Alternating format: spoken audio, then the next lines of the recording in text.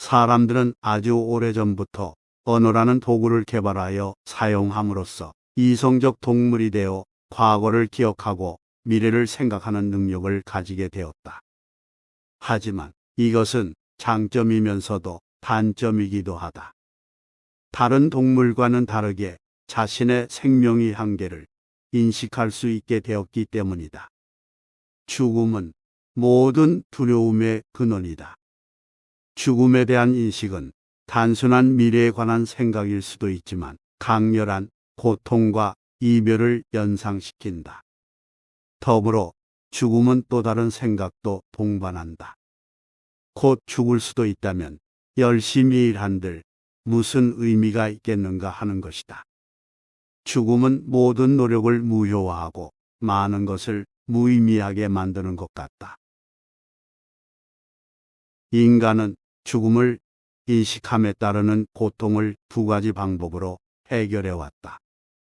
한 가지 방법은 죽음 이후에도 세상이 있다는 인식이다. 이 세상과 저 세상을 구분하여 두려움을 완화하는 것이다. 그리고 저 세상에서의 삶을 위해 이 세상에서의 행동에 의미를 부여하는 것이다.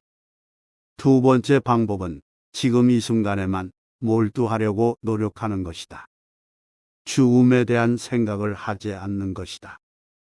일상적이고 평범한 근심과 걱정들로 두려움을 잇는 습관을 가지는 것이다. 하지만 이러한 방법들은 진정 효과적이지 않다.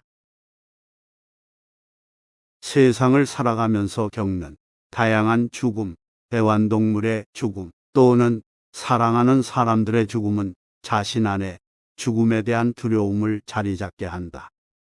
그리고 이 생각은 완전히 근절하거나 회피하기란 불가능하다. 우리는 태어나면서부터 우리 안에 죽음을 가지고 있다. 자신의 죽음은 자신 안에 존재하는 것이다. 자신의 죽음에 관한 생각을 회피하는 것은 현실에서 달아나는 것이며 자신에게서 달아나는 것이다. 부정할 수 없는 사실을 받아들여라. 자신은 일정 시간만큼만 살 수 있으며 자신의 삶에는 필연적으로 고통과 이별이 뒤따른다는 사실을 받아들여라. 자신의 유한성을 받아들이면 자신의 삶과 그 삶에 관련된 모든 것을 받아들일 수 있다.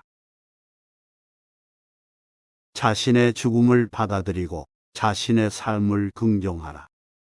그러면 당신의 날들은 확실한 목적과 방향으로 채워질 것이다. 이젠 언제 죽음이 와도 후회가 없을 것이다. 허무주의에 빠져서는 안 된다. 자신에게 주어진 짧은 시간을 낭비하는 것이다. 만약 남은 삶이 짧다면 절박함은 배가 된다. 사소한 싸움이나 근심은 너무나도 하찮은 일이다. 인간 수명의 한계를 생각하라. 피할 수 없는 자신의 죽음의 시간을 생각하라. 그 죽음을 많이 생각할수록 두려움은 줄어든다. 적절하게 죽는 법을 안다면 적절하게 사는 법을 알 수 있다. 매사 쓸데없이 집착하지 않을 것이고 혼자 되는 것을 두려워하지 않을 것이다. 무엇이 중요한지 알게 되면 누군가의 심각한 일도 웃어넘길 수 있다. 곧 사라지는 순간들을 최대한 즐기려 할 것이다. 언젠가 죽음의 순간이 찾아와도 두렵지 않을 것이다. 충실히 살았으니 후회가 없다. 사람들은 죽음을 삶의 반대말로 생각한다. 생명의 끝으로 인식하는 것이다.